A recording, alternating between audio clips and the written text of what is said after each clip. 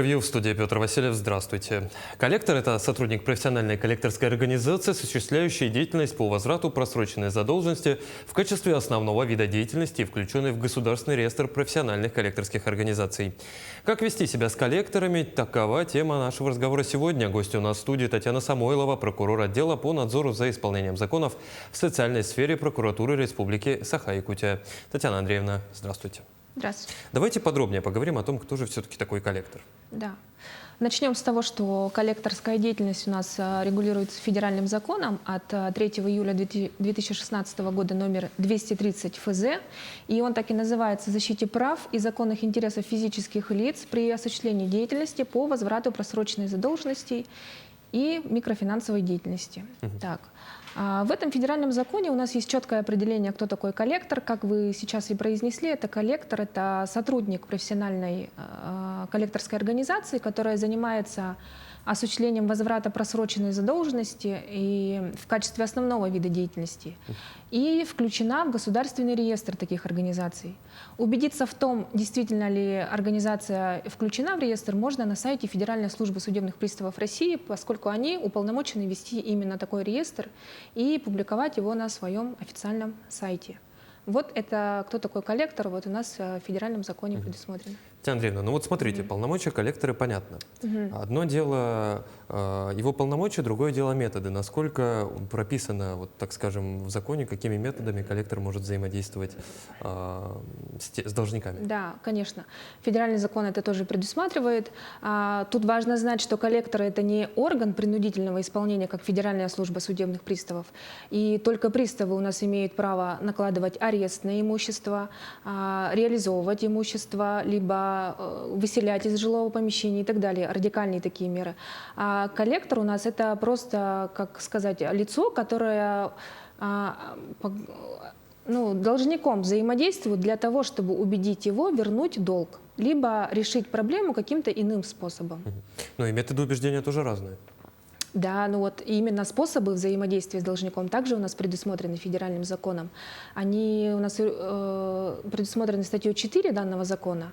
И, значит, к таковым относятся у нас это личная встреча с гражданином, телефонные переговоры, либо...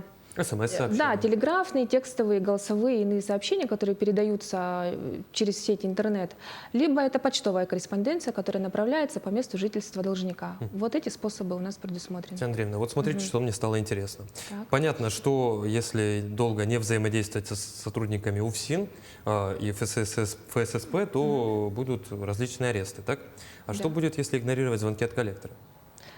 В принципе, такое право у должника есть. Он может связаться с коллектором, если его не устраивает какое-то взаимодействие, и выбрать способ взаимодействия с ним, либо указать на то, чтобы с ним взаимодействовали через представителя, либо через адвоката.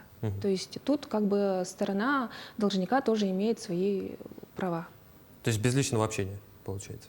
Можно выбрать такой способ. А можно выбрать вообще отказ от взаимодействия с коллекторами? Ну, там есть определенные нюансы, которые тоже предусматривает федеральный закон. Это ограничение, ну, допустим, не ранее, чем через 4 месяца после того, как взаимодействие началось. Возможно, вообще полностью отказаться, если коллектор как-то превышает свои предусмотренные законом, скажем, способы. Вот как пожаловаться на коллекторов? Пожаловаться можно, у нас орган, который непосредственно ведет контроль за деятельностью этих организаций, это Федеральная служба судебных приставов. Можно пожаловаться им, либо в органы прокуратуры того региона, в котором гражданин проживает, в частности у нас в орган прокуратуры республики, направить жалобу, и что может повлечь проведение внеплановой проверки данной организации, выявление у них нарушений, что также может и довести до закрытия данной организации и исключения его из реестра коллекторских организаций. Часто ли такие прецеденты случаются? Ну, довольно часто бывают жалобы граждан, но обоснованность их, скажем, не настолько.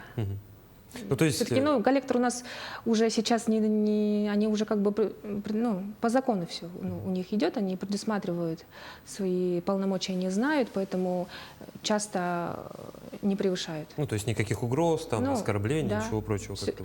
Именно те коллекторы, которые включены в реестр и в качестве основного вида деятельности занимаются, они ведут свою деятельность законно, скажем так.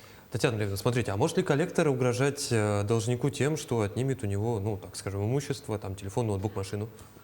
Нет, я, как и ранее говорила, такими полномочиями обладает только орган принудительного исполнения, государственный орган, это служба судебных приставов. Никакие коллекторы, даже если они являются организациями, которые включены в реестр, они не имеют права ни изымать, ни угрожать, ни как-либо воздействовать физически на должника.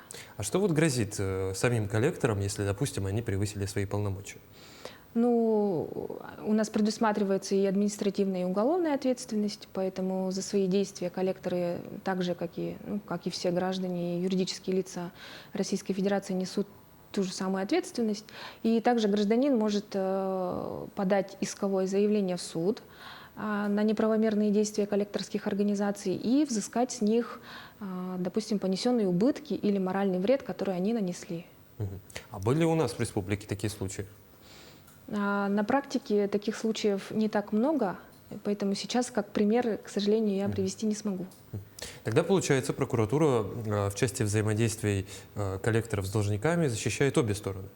Конечно, мы защищаем обе стороны, и тут уже как рассматривать, ну, какая жалоба и как ее рассматривать. А с какими вообще жалобами приходят должники в прокуратуру? Что они говорят о коллекторах? Зачастую жалобы бывают на несоблюдение временных либо количественных этих рамок взаимодействия. Допустим, коллекторы не имеют права звонить гражданину-должнику не более 1 раза в сутки. Обычно граждане жалуются на то, что им звонят там каждый час, допустим, или еще что-то, или в ночное время. Временные ограничения также у нас присутствуют. Это в рабочие либо будние дни, это с 22 часов до 8 часов утра они не имеют права звонить гражданам. А в нерабочие праздничные дни это с 20 часов до 8 часов утра. То есть у них прямо целый график есть? Целый график есть. Потом они не могут взаимодействовать более 2 раз в неделю. То есть в календарную неделю за 7 дней они могут только 2 раза вам позвонить, либо связаться, либо еще как-то. Ну, вот это прямо предусмотрено федеральным законом. Со мной пока они не связывались, надеюсь, что не свяжутся все-таки. Ну, к примеру. А как тогда они вот сами... Ну вот смотрите, столько случаев у них запретов, да? Там, звонить не реже раза в сутки. Но все равно же жалобы поступают. Жалобы поступают, и проводятся проверки, и в случае выявления нарушений, конечно же, привлекаются к ответственности допустившие нарушения лица. И, как я говорила, это может привести вплоть до закрытия этой организации и исключения его из реестра. Ну, это получается, что вот такой жест, такие действия коллекторов можно спокойно расценивать, в том числе и в прокуратуре, и в суде, как психологическое давление? Или вот где эта тонкая грань между профессиональными обязанностями коллектора и психологическим прямым давлением? Ну вот у нас федеральный закон конкретно ставит временные и количественные ограничения. Да? И вот если они за эти рамки выходят, это уже является нарушением федерального закона. Поэтому... Татьяна Андреевна, а можно ли в целом в России запретить коллекторскую деятельность? Ведь с такой инициативой неоднократно выступают и различные активисты, и депутаты. Что думаете по этому поводу? У нас же все-таки есть... За законодателей я ФСФ. сейчас, наверное, сказать не смогу. Раз приняли такой федеральный закон, раз он исполняется, то мы как надзирающий орган обязаны контролировать за тем, чтобы этот закон исполнялся на территории России. А в целом, есть ли какие-то данные, как часто жители республики жалуются на коллекторов? Есть данные, которые ведет федеральный орган службы судебных приставов. Сейчас, к сожалению, статистики у меня с собой нет, но судя по тому, сколько обращений поступает к нам в органы прокуратуры республики, я думаю, порядка 50-60 жалоб в год. В год? Да. Это много, мало? Ну, относительно. То, что поступает в органы прокуратуры, я думаю, это не весь пласт обращений, который идет. Думаю, все-таки основные обращения, они идут именно в Федеральную службу судебных приставов, и там они разрешаются. Ну, тем не менее, как считаете, какие у нас взаимоотношения у должников с коллекторами? Стали ли они в пределах правового поля? Больше ли коллекторы нарушают, либо сами жители, должники, так скажем?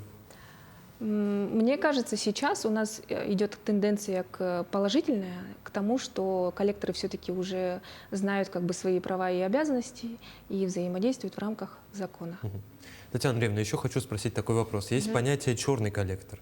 Вот как их регулирует закон? Это вот те, которые нарушают именно все необходимые правовые обязанности свои, вторгаются в личное пространство должников, проводят личные встречи, караулят их.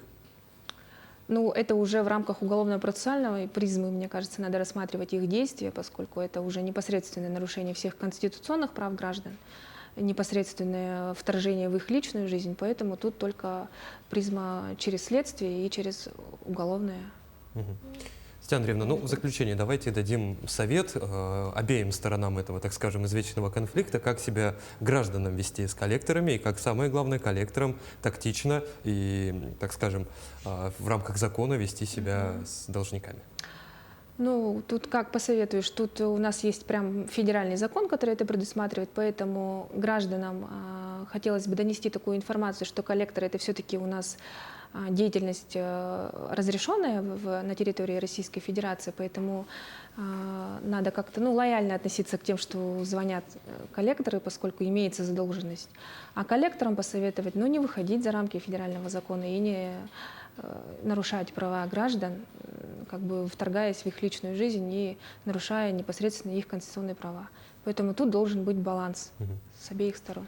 А еще лучше, Татьяна Андреевна, лучше никаких долгов лучше никаких долгов не иметь, чтобы потом не иметь звонков от коллекторов. Согласна с вами. Спасибо за интересную беседу. Благодарю, что пришли к нам в студию и ответили на наши вопросы. Благодарю. Спасибо. Это было актуальное интервью. До встречи в дальнейших эфирах.